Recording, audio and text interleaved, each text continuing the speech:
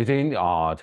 When something funny, you might show your teeth, change your breathing, become weak and achy in some places, and then maybe even cry.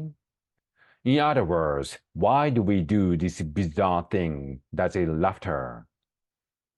When you laugh, your abdominal muscles contract rapidly. This alters your breathing patterns, increasing the pressure in your chest cavity and pushing air out, which might audibly emerge as snort, wheeze, or vocalization. Because you are exerting your abdominal muscles much more than they usually would while talking, they may start to hurt. Laughter also inhibits your reflexes and muscle control, causing sensations like leg weakness. So where does this funny phenomenon come from?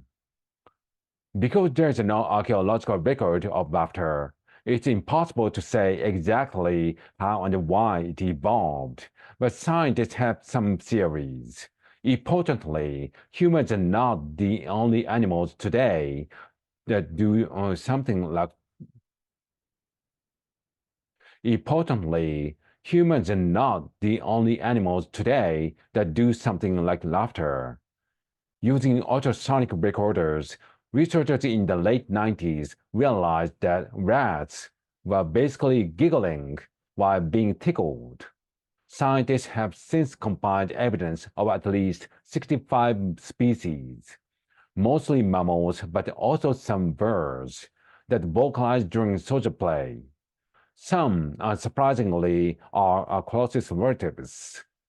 By recording and analyzing the sound primates make while playing and being tickled, researchers grew more convinced that the ancient ancestor of all great apes did something like laughter. And because other apes make laughter-like sounds during rough-and-tumble play, they think laughter may have originally developed to clearly signal friendly, non-aggressive intent. But of course, humans don't just laugh when we are wrestling, but also when we are amused and even surprised, confused, or nervous. Some scientists think laughter took on expanded function after humans split from other great apes and developed large social groups or more complex language abilities.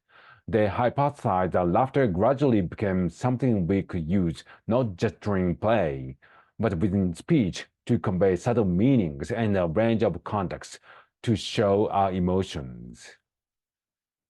This is thought to be one of the reasons that laughter is contagious. It's like an invitation to share in someone's emotional state. Just hearing clips of laughter can activate key regions in your brain, triggering you to smile or laugh yourself. And when participants in one study watched a funny video, they laughed significantly longer or more often when another person was present, even though they reported feeling the same level of amusement. Human laughter also generally louder than the play vocalization of most animals. Some scientists speculate that this is because our laughter functions not only as a signal between individuals, but broadcast to everyone around. Studies found that observers across the world, and as young as 5 months old, could reliably tell the difference between close friends and acquaintances just from brief clips of them laughing. Similarly, we can tell whether a laugh is real or fake based just on the sound.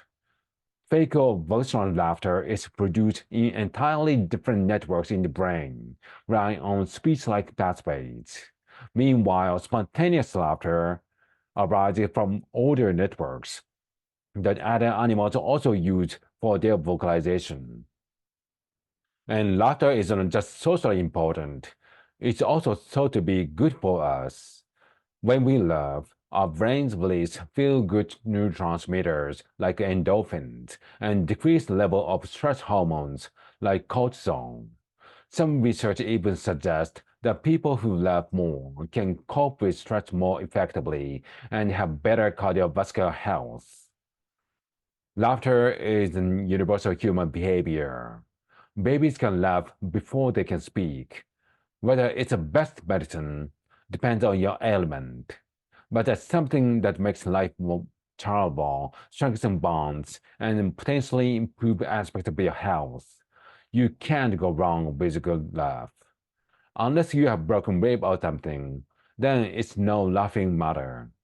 Certainly nothing to crack about.